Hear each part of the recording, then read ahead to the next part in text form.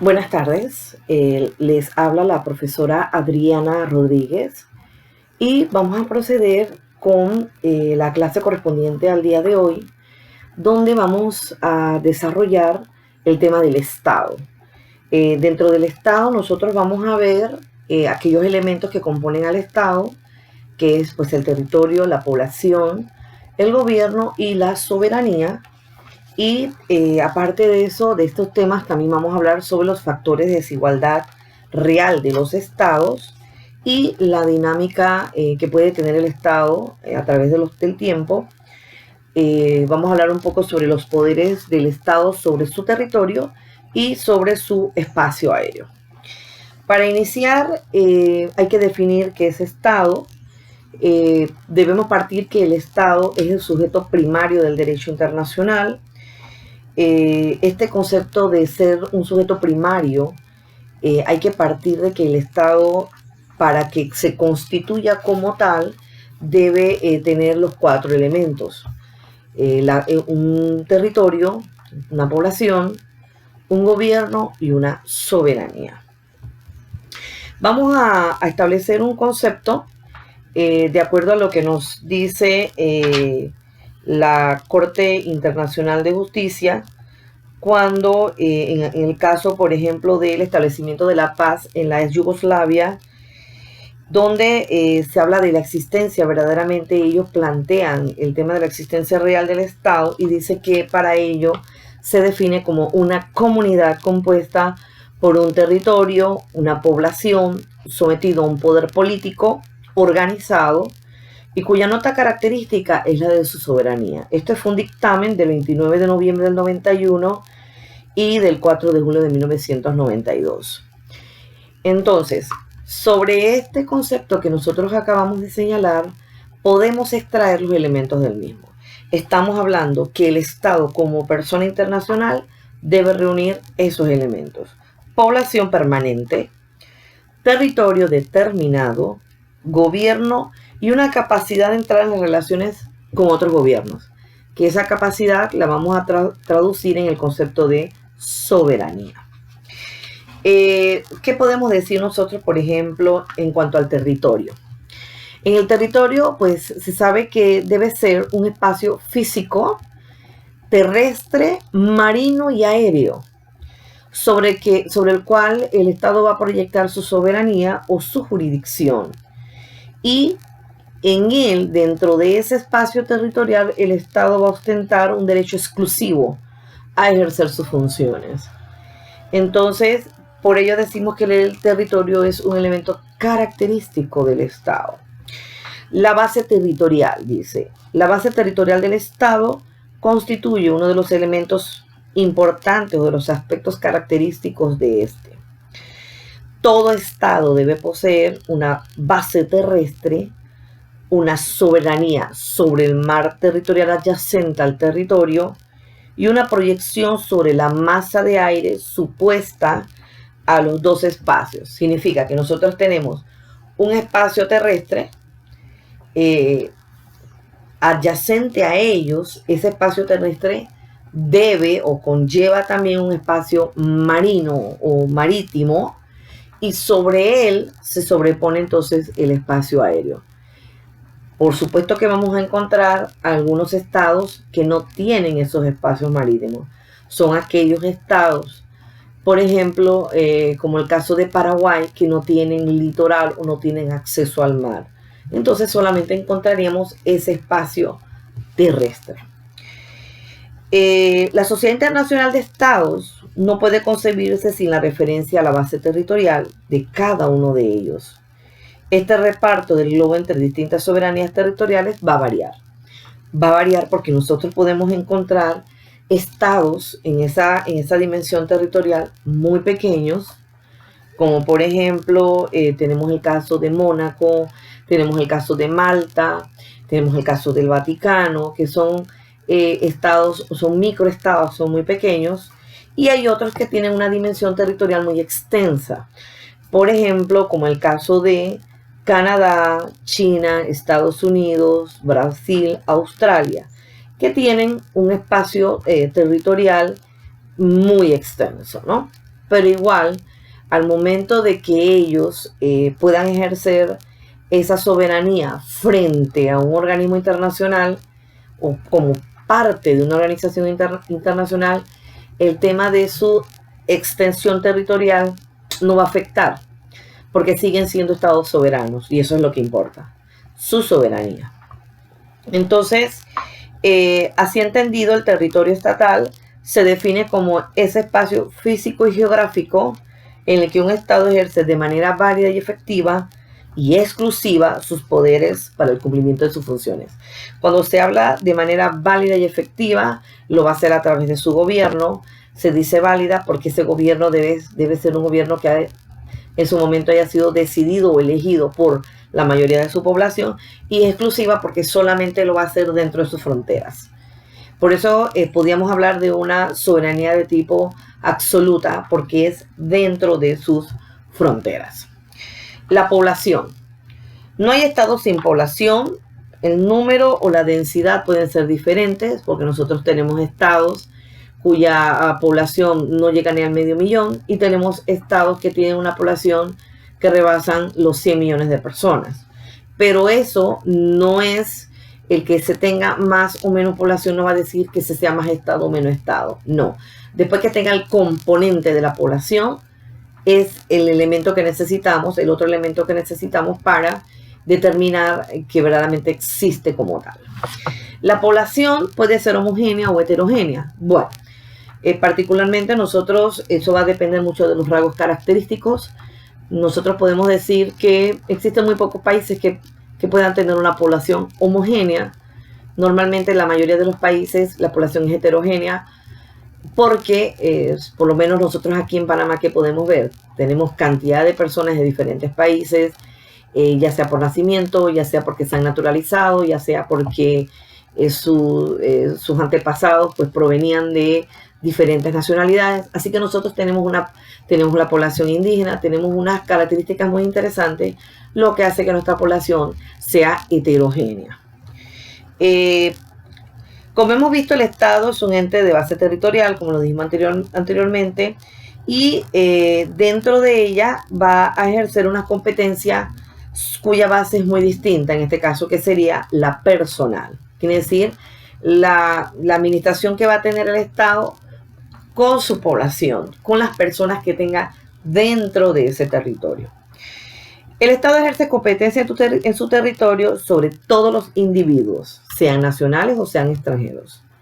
Esto es bien interesante porque hay que tener claro que si un extranjero arriba en un momento dado a nuestro espacio territorial, inmediatamente él tiene que asumir que cualquier acto que él haga va a estar comprendido dentro de la legislación panameña, la legislación interna del estado donde él se encuentra. Entonces, en cuanto a los nacionales, podemos señalar lo siguiente. La nacionalidad de las personas físicas supone un vínculo entre ésta y el Estado. En virtud de su competencia doméstica, el Estado fija los modos en que la nacionalidad se adquiere, nacionalidad se adquiere o se pierde. En la Constitución nosotros vamos a encontrar cómo se adquiere la nacionalidad. Una de ellas es por nacimiento, la otra es por naturalización, y cómo se pierde. Por ejemplo, si un nacional panameño se va a otro país, vamos a suponer se va para Argentina, y él allá pues quiere nacionalizarse y decide dejar la nacionalidad panameña o renunciar a ella, lo hace. No, eso no puede ser de manera ni anónima ni de manera, tiene que ser algo muy concreto, muy fijo y muy decidido. Entonces él lo señala porque él dice, bueno, quiero dejar esta nacionalidad porque quiero adquirir esta otra. Entonces esas son una de las maneras en que se puede perder la nacionalidad panameña, que alguien decida renunciar a ella. La competencia personal se extiende igualmente a la persona jurídica. Las personas jurídicas son las empresas o las instituciones donde, dependiendo del estado, donde ellas vayan a realizar su constitución, donde vayan a realizar sus funciones, que ellas mismas decidan. Nosotros deseamos que este sea la normativa que a nosotros nos regule, entonces se le aplica la normativa del lugar donde ella se constituye. Por ejemplo, una sociedad anónima que quiera constituirse aquí en Panamá y bajo las reglas panameñas, de la ley panameña, de la ley de sociedad anónima, entonces en cualquiera de sus acciones se le tendría que aplicar la ley panameña. Eso es cuando hablamos de personas jurídicas. Bien, gobierno y organización política. ¿Qué es el gobierno? Es la existencia de una organización política capaz de establecer y mantener el orden interno apto para participar en las relaciones internacionales de forma independiente. La resolución 2625, Romano 25 de Naciones Unidas nos define que una característica del Estado es el gobierno. Y dice, todo Estado tiene el derecho inalienable de elegir su sistema político. Entonces el gobierno se traduce precisamente en esa administración que va a tener el Estado por determinadas personas. Es esencial porque es el que va a administrar a la población o va a administrarnos a todos, y de nosotros va a depender en todo momento qué tipo de sistema nosotros queremos tener. Nosotros ahorita mismo, bajo la Constitución nos dice que nosotros tenemos un gobierno de tipo unitario, democrático, republicano. Vamos a ver qué dice la Constitución. Muy interesante, porque no hay mejor fórmula que determinar. Dice el artículo 1. La nación panameña está organizada en estados soberanos e independientes cuya denominación es República de Panamá. Su gobierno es unitario, republicano, democrático y representativo. Es unitario porque nosotros tenemos una administración que la ejerce ese gobierno a través de un ejecutivo. Por supuesto que nosotros en Panamá el poder público emana del pueblo, pero se ejerce a través de, lo dice el artículo 2, esta Constitución y los órganos legislativo, ejecutivo y judicial. Pero el que administra el gobierno propiamente tal va a ser el ejecutivo. Es democrático porque nosotros elegimos, la forma de elegir ese gobierno para nosotros es a través de una democracia participativa de todos los que vivimos en Panamá, de todos los que vivimos en el territorio nacional. Los que están fuera, que están en las embajadas, también pueden participar, y para eso existe un mecanismo, para que ellos, por ejemplo, cuando se den las votaciones o ellos tengan el derecho al sufragio, desde la embajada donde se encuentran o los panameños que estén en otros estados puedan ejercerlo. O sea, el Estado, ahora con el tema de la tecnología, y eso es nuevo, porque anteriormente no se podía hacer, era muy difícil, pero ahora sí se puede ejercer el derecho al sufragio en algunos países donde se encuentra este sistema, ¿no? Es representativo porque cuando nosotros, por ejemplo, hablamos de los órganos, nosotros en el Ejecutivo, quien esté en el Ejecutivo y quien presida el Ejecutivo está ahí porque nosotros lo decidimos en unas elecciones. La manera de cómo se conforma el órgano judicial lo establece la Constitución, pero eso se le deja en manos en parte al legislativo y en parte al ejecutivo. Y donde nosotros estamos también representados, pues en el legislativo. Cada diputado que esté en el legislativo representa una porción del Estado, o de la población. Por eso, cuando nosotros tenemos que decidir a quién vamos a elegir como representante, como diputado, como alcalde, debemos tener clarito, debemos tener claro a quién vamos a elegir, porque esa persona nos va a representar a nosotros. Por ejemplo, en el caso de los diputados, nos va a representar a nosotros en la Asamblea Legislativa. Entonces ahí estamos representados. Eso es parte de lo que hablamos del gobierno. También se dice que el gobierno puede también, hay estados unitarios como el nuestro y hay otros que encuentran una estructura compleja, como el caso de los estados federados, como el caso de Estados Unidos, que es un estado que tiene 52 estados federados. Tiene una estructura bastante compleja porque en esos estados federados hay una pequeña administración en cada uno de esos estados. Claro, todos ellos finalmente van a responder al presidente, pero se le da cierta autonomía a cada uno de esos estados federados. La soberanía es bastante interesante porque la soberanía es un concepto bastante abstracto, pero si el Estado tiene un territorio, tiene una población y tiene un gobierno, Hay muchos estados que tienen esos tres elementos, pero que no tienen soberanía. La soberanía, podríamos decir nosotros, que es esa administración que va a tener el estado dentro de sus fronteras y fuera de ellas. Dentro de sus fronteras es absoluta. Él ejerce su soberanía, por ejemplo, cuando el estado decide qué moneda quiere tener, qué himno nacional va a tener, qué color de bandera va a tener. Eso es parte de su soberanía. Pero cuando el Estado se quiere proyectar, a través de su gobierno, por supuesto, fuera de esas fronteras, entonces él lo hace de manera relativa. Y lo hace de manera relativa porque él debe respetar siempre que el otro Estado, todos los otros estados que están alrededor, también son soberanos. Entonces, esa soberanía, podríamos decir que se proyecta a nivel internacional cuando el Estado plantea sus criterios, plantea sus opiniones, sus críticas, pero con mucho respeto, ante la comunidad internacional.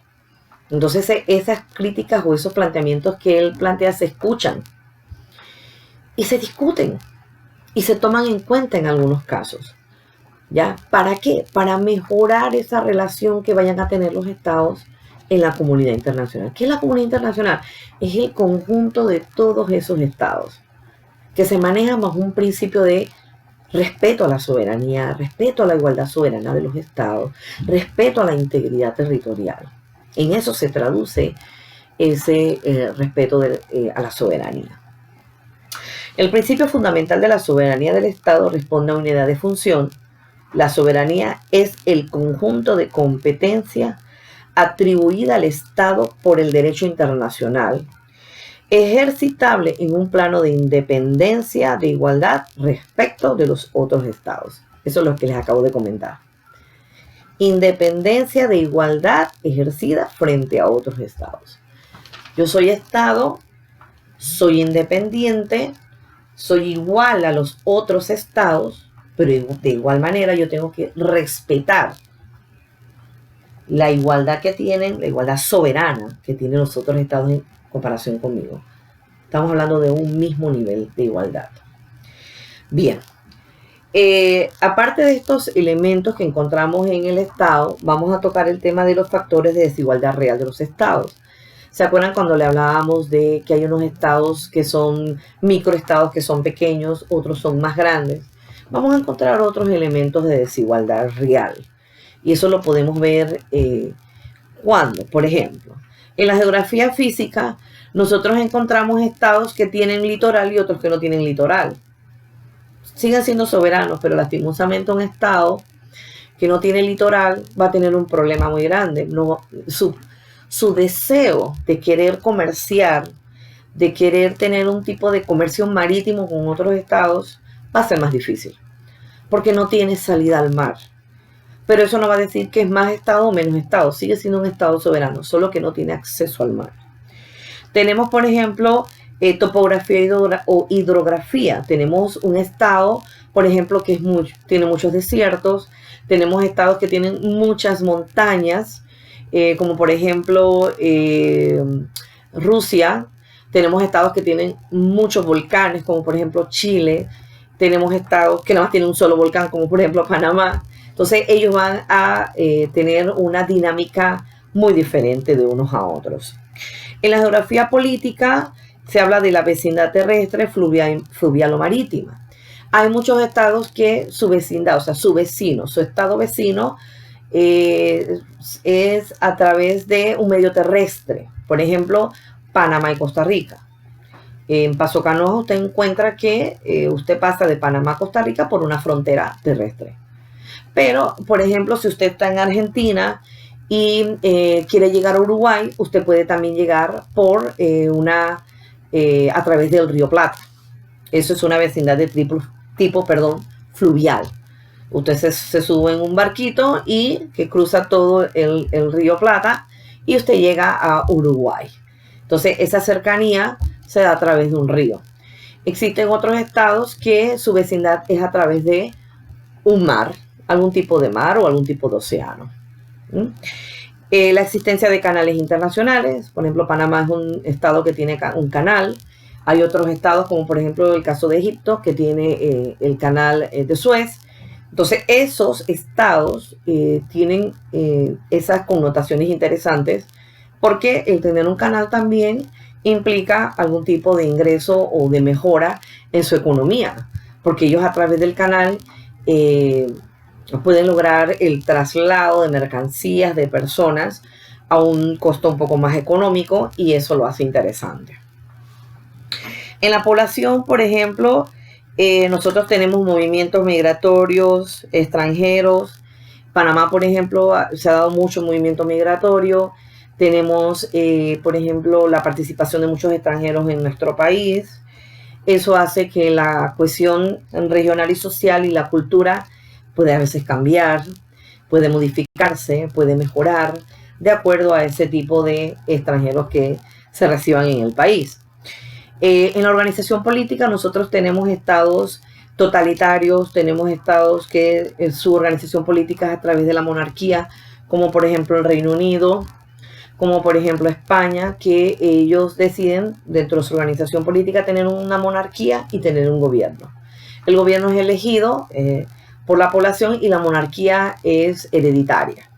Esos son los, y ellos han decidido, o sea, el día que el pueblo decida no queremos tener más monarquía, pues así mismo se pueden ir a una votación y decidirlo. Recuerden que así como lo dice nuestra Constitución, el poder está en el pueblo. Dice aquí, el poder público solo emana del pueblo, artículo 2 de la Constitución. Seguimos. En la dinámica del Estado, el Estado también tiene una dinámica en su, desde el momento en que él nace a la vida jurídico internacional y puede variar. Por ejemplo, puede variar en su territorio. ¿Por qué? Porque puede darse que pierde su soberanía cuando pierde una porción de su territorio, ya sea por una guerra. Ahí está el caso de la Guerra del Pacífico, 1879 a 1883, que causó la mediterraneidad de Bolivia e hizo perder al Perú sus provincias del sur en beneficio de Chile. Esa es una manera de perder territorio. También puede variar en su población. En su población puede darse pérdidas brutales, por ejemplo, por un cataclismo, una guerra o la redistribución humana como causa de los flujos migratorios. Cuando hay guerra, por ejemplo, las personas migran hacia otro lugar, entonces en el otro lugar se acrecenta la población, pero entonces en el estado original baja la población. O por ejemplo, cuando hay un huracán o hay un tsunami, las personas que fallecen o mueren en este cataclismo, entonces eso hace que la población disminuya. Eso es una variante que se puede dar. El gobierno o forma de organización política, eso es cuando el Estado decide cambiar su estructura, por ejemplo, de unitaria a federal o del régimen político, por ejemplo, de una monarquía a una república, en el caso, por ejemplo, de Francia. Los invito a que vean un poquito la historia de Francia, que es muy interesante porque él estuvo en un círculo donde tenía una monarquía, después pasó a ser una república, de nuevo una monarquía y finalmente terminó siendo una república. Es bien interesante esa dinámica, por lo menos en este país. El cambio de nombre, nosotros encontramos, por ejemplo, Siam pasó a ser Tailandia, Alto Volta pasó a ser Burkina Faso, el cambio de nombre, Ceilán pasó a ser Sri Lanka.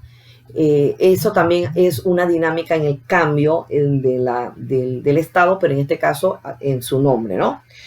También tenemos el nacimiento y extinción de los estados. Los estados pueden nacer o pueden extinguirse. Hay algunas fórmulas, como por ejemplo está el caso de la unificación. Esto se dio cuando dos o más estados se fusionan y esto pasó en el caso, por ejemplo, de Siria con Egipto, donde pasó a ser la República Árabe Unida. Esto fue de 1958 a 1961. Ya posteriormente, entonces, Egipto deja esta unificación y pasa a ser entonces lo que es hoy un estado independiente. Se da entonces también el caso cuando hablamos de la absorción de un estado por otro estado. Este es el caso, por decir algo, de la Alemania. Alemania, después de la Segunda Guerra Mundial, quedó dividida en dos Alemanias, la República Federal Alemana y la República Democrática Alemana. En 1991, y también como una de las exigencias que tenía la Unión Europea, ambas se unifican, o mejor dicho, una absorbe a la otra, ¿sí? La República Federal absorbe a la democrática porque podríamos decir que la federal es que estaba un poquito más desarrollada y entonces ellas la absorbe y entonces queda una sola Alemania como la que tenemos hoy en día. ¿Sí? A partir de que cae el muro de Berlín. El muro de Berlín no era más que esa división que, como va la redundancia, dividía una Alemania de la otra, cae y entonces se unifican. Y es lo que tenemos hoy en día. Y la disolución, por ejemplo, desmembramiento de un estado existente para formar dos o más estados, como por ejemplo cuando teníamos a Checoslovaquia, que hoy en día entonces ellos se separan y tenemos la República Checa y la República Eslovaca hoy en día. Entonces también se puede dar el nacimiento de uno o más estados. Y tenemos, por ejemplo, en este caso, la extinción de un otro estado se concreta en la separación, que puede ser pacífica, o la secesión, que puede ser violenta, de un territorio estatal con este fin. El caso de separación ha sido, por ejemplo, el de Singapur respecto de Malasia en 1965 y el caso de secesión fue el de Panamá respecto de Colombia en 1903. La secesión, si nosotros tenemos un gobierno democrático, no se permite, no está aceptada en el derecho internacional. Pero la secesión normalmente se da, y a veces en muchos casos es violenta, porque la potencia que en ese momento dado controla a la pequeña colonia, vamos a decir, o a la colonia, no se preocupa de que esa colonia logre su desarrollo, se mejore sus condiciones, sino que más bien hay una especie de desmejora en la condición de la colonia, desmejora en la alimentación, en la vivienda, en el vivir mismo de las personas. Entonces, ¿qué sucede? La población se cansa de este maltrato, podríamos decir, que tiene la potencia, y ellos lo que hacen es que hay un levantamiento, se puede dar un levantamiento de las masas o el levantamiento del pueblo, donde lo que piden es la separación, piden la independencia. Entonces, puede pasar muchas cosas, que el Estado potencia dice, me parece bien, y lo deja, o va de manera beligerante contra esa colonia y pueden pasar muchas cosas, que pierda o que gane. A veces las colonias reciben algún tipo de apoyo por parte de la comunidad internacional o de otros estados y se pide que se le dé esa independencia y se alcanza, se logra. Por ejemplo, en Panamá se dio la separación con Colombia porque las condiciones en que nos tenían pues no eran las más óptimas y el panameño en este momento, pues que todavía que pertenecíamos a Colombia, quería por lo menos que se le respetaran sus derechos, las mínimas, por lo menos mantener bien al pueblo, y eso no se daba. Y después de esto, pues en 1903 se logra la separación y Panamá logra concretizarse como un estado soberano. ¿Sí? Después de esto, entonces, se tienen los poderes de los estados sobre el territorio. Dentro del territorio nosotros vamos a encontrar muchos elementos interesantes, entre ellos podemos encontrar los territorios. Dice, junto al territorio en sentido estricto delimitado por las fronteras, Hans Kelsen admite un concepto amplio del territorio como el ámbito total posible de vigencia de un orden jurídico estatal. Para él, ¿qué partes de ese territorio podríamos encontrar? El territorio flotante. Habla de las naves y las aeronaves mercantiles en alta mar y las militares, aunque estén en aguas y aeropuertos extranjeros. Se considera territorio del Estado cuyo pabellón lleva de manera que a bordo se aplican las leyes del Estado al que pertenecen. Por ejemplo, un barco que lleva un pabellón, una bandera panameña, si está en alta mar no hay jurisdicción de nadie porque alta mar o las aguas internacionales es de todo y no es de nadie. Es de todo porque tenemos que cuidarlas, pero no es de nadie para que nadie diga, ningún estado diga esto es mío. Entonces el barco en ese momento dado, lo que haya dentro de él se va a aplicar la ley del pabellón. O sea, si es una bandera panameña, se aplica la ley panameña. O de acuerdo a la matrícula que tenga o podríamos decir, donde fue matriculado o donde él fue inscrito, es el término, ese barco, la nacionalidad que se decide que se tenga. Bien, las embajadas y sedes diplomáticas, que en virtud del derecho internacional se rigen por el ordenamiento del Estado que representan, aunque estén anclados o enclavados en territorios extranjeros. Panamá está aquí, vamos a suponer que esto es Australia. Panamá envía su misión diplomática, eso porque se han dado ya conversaciones con los gobernantes del Estado australiano y decide, yo voy a poner una embajada. Ese territorio que el Estado australiano decide darle a Panamá para que tenga su embajada, ese territorio es como si yo hubiera extraído un pedazo de tierra de Panamá y lo hubiera sembrado en Australia. Eso es territorio panameño. Por eso las embajadas, en un momento de guerra, es en uno de los primeros lugares que el estado donde ellas se encuentren deben protegerlas. ¿Por qué? Porque eso es como una extensión territorial y lo que hay ahí en esa embajada hay que respetarlo. Entonces, el territorio estatal, pues ya ustedes saben las funciones y competencias que se deben ejercer sobre él. Ok, dentro de ese territorio nosotros vamos a encontrar las fronteras. Las fronteras, para delimitarlas, dice que las fronteras sirven para delimitar la porción del territorio en la cual cada estado va a ejercer su propia autoridad y puede exigir a los restantes estados que se abstenga de penetrar o de realizar alguna actividad dentro de sus fronteras. Entonces, debemos delimitar la frontera. Las fronteras, para ello necesitamos 3 criterios. Un criterio natural, un criterio artificial también y el criterio imaginario. En el criterio natural es un límite objeto, pero en este caso va a ser por la naturaleza. Por ejemplo, cuando hablamos de naturaleza, ¿qué accidente geográfico de la naturaleza puede delimitar la frontera entre un país y otro? Los ríos. Hay países, por ejemplo, como en el caso de Brasil con Argentina y con Paraguay, su delimitación en una parte de su territorio se da a través de un río. Un río puede ser. También puede ser por un volcán. O puede ser, por ejemplo, por una cordillera. El accidente en este caso es natural, lo que viene a delimitar. Nosotros podemos encontrar un volcán que la mitad del volcán es chileno y la otra mitad del volcán es argentino, por decirles algo. Entonces, eso se respeta. Ahí lo mejor es que los estados entre ellos mantengan un tipo de cooperación y de muy buena armonía entre ellos, porque van a tener algunos recursos naturales que van a tener que cuidarlos entre los dos estados porque pertenece a ambos, ¿no? Está el criterio artificial, que implica la acción humana. En este caso podemos hablar de trazado de la línea fronteriza a través de amojonamiento, muros, alambrados, canales.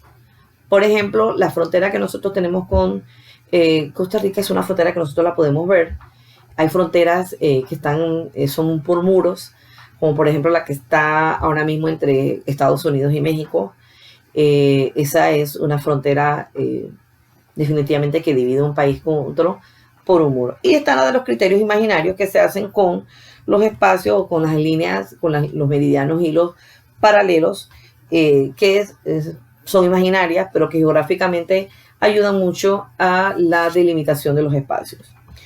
También entonces nosotros encontramos los poderes de los espacios sobre ese espacio aéreo.